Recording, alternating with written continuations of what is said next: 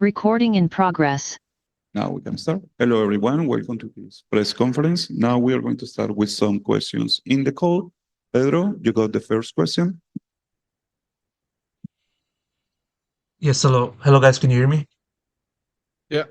All right, perfect. Pedro, Romero, independent journalist. First and foremost, got to give you the commiserations on the series loss and subsequent elimination from this competition, and hopefully you guys can bounce back sometime in the future, much sooner rather than later, of course. I'm gonna send this question over to Ewok. I mean, just want to give you your thought, or want to ask you your thoughts as to what went down in Map 3, and having to go through low Ascent and having to face off against Fnatic's curveball with the chamber on that map. Two-parter.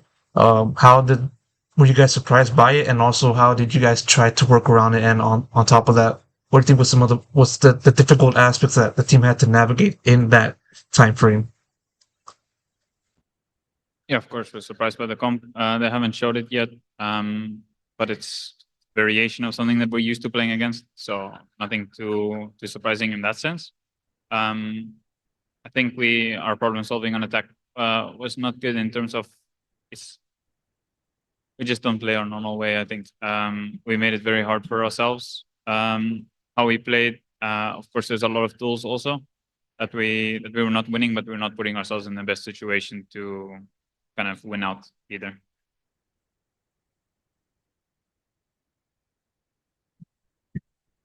Pedro, do you have a follow-up question?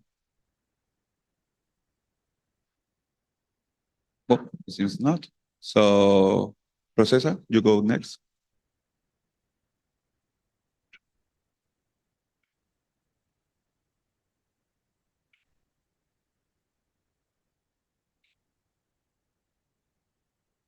Procesa. Oh, sorry. Okay. Can you hear me now? Yes. Yeah. All right. Sorry. Commiserations for the loss. RRQ, I would like to ask questions to Coach Ewok, but anyone can answer this actually. So, despite the loss, what are the most valuable lessons RRQ is taking away from this series against a top-tier team like Fnatic, and how will you use them to prepare for your next series at APAC Stage 2? Of course, there's a lot to learn playing on this stage. I think in terms of firepower, we didn't match up as well across the whole series. We were there for one map. But then also, I think there's some things that we'll have to practice in terms of how different we are from practice to match. So I think there's some adjustments we need to make there. All right. We'll ask questions in bahasa Indonesia untuk Cahaya sama David. A tough loss actually buat kalian. Ini adalah performance kalian yang bisa dibilang kurang menyenangkan tentu saja bagi kalian. Tapi apakah kalian punya pesan yang ingin disampaikan kepada Kingdom di Indonesia yang saat ini menyaksikan siaran press conference, apalagi sekarang di Indonesia sudah jam 4 pagi. Mungkin ada yang pengen disampaikan? Sorry aja sih kita nggak bisa perform dengan baik kayak tim Pasifik yang lain. Terus makasih banyak yang udah support kita. Tadi kita juga lihat kayak beberapa orang Indo di sini. Seneng banget kayak bisa lihat orang Indo di sini nonton Masters kan. Kita bakal coba buat perform better next time. Thank you yang udah support. Thank you. David? Sebelumnya sorry buat fans RRQ Kingdom terutama, apalagi yang udah nonton belain sampai pagi-pagi. Sorry kita belum bisa kasih performa yang kalian pengen lihat, tapi kita bakal usaha lagi buat next time kita bakal perform yang lebih baik. Alright, Cahaya, David, thank you very much. Best of luck for your upcoming tournament. Thank you. Thank you. Now we have another question from Pedro. Yes, it's going to be a much more of an open-ended question to anyone that would like to answer. Given how the first seeded teams have struggled in the first hurdle of this competition. There's plenty of talk of like as to what went down, what's going wrong with the team, whether like the team kind of, or whether the teams had experienced any kind of like issues just trying to go from like competing in domestic to the international, also dealing with the changes of the meta. From your point of view, what do you feel affected RRQ the most in this competition as a whole, and why?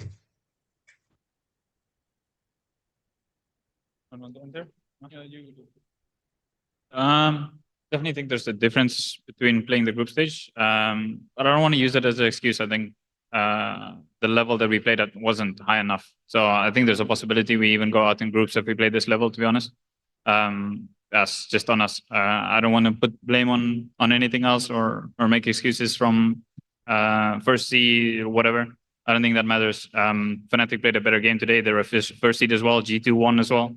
So they played better than their opponent, and we weren't better than our opponent today. I think that doesn't matter if we were first seed or not. I want to ask one more question, if that's fine with you. Yes. Given from what you've Cannot. look, can you hear me? I cannot hear anything. How about the rest of the other guys? Yes, I can hear. Okay.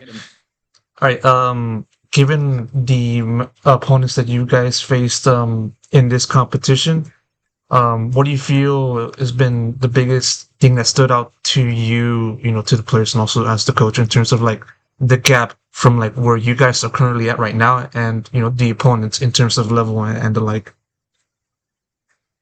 I think we just got out aimed, to be fair. Because on this series, for example, Ascent, I think we just got out aimed really badly. Because I don't know if everyone think the same thing as well. But other than that, I think it's pretty much on the same level how they play, Like they played super good. Like we just played really bad. There's nothing other than that. Thank you so much. We are going to take some questions here in the room. Yo, Nerdscast, independent caster and journalist. Sorry for the loss, homies. I'm gonna try to keep it a bit lighthearted. All of you guys got glasses, and as a fellow glasses wearer, I wanted to just kind of ask who has like the worst prescription potentially, and who has the coolest set of glasses, in your opinions. I think We can. Oh yeah.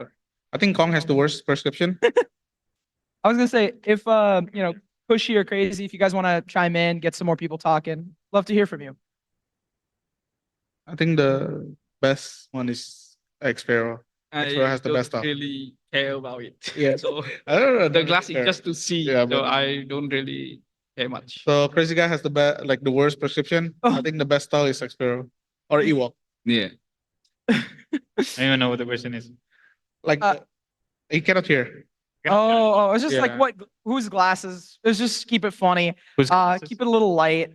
The next question is for Jemkin. As a fellow, Ukrainian growing up in a Slavic household, just want to know if you have a favorite food from back home.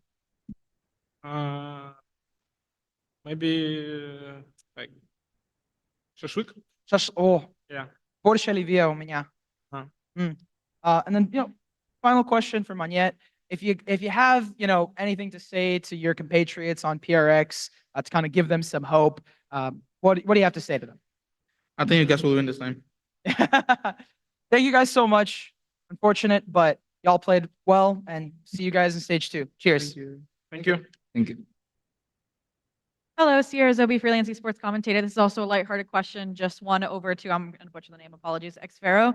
FNS was actually watchparting the game today and said that kid is him after he realized you were Tabotov under a different name from Champs back in Istanbul. Do you have any message to him? And how did you respond to his retirement? And how do you think you've changed as a player since those days? I hope you get back on the server. So maybe in the next time we can meet again in the server. I think that's it.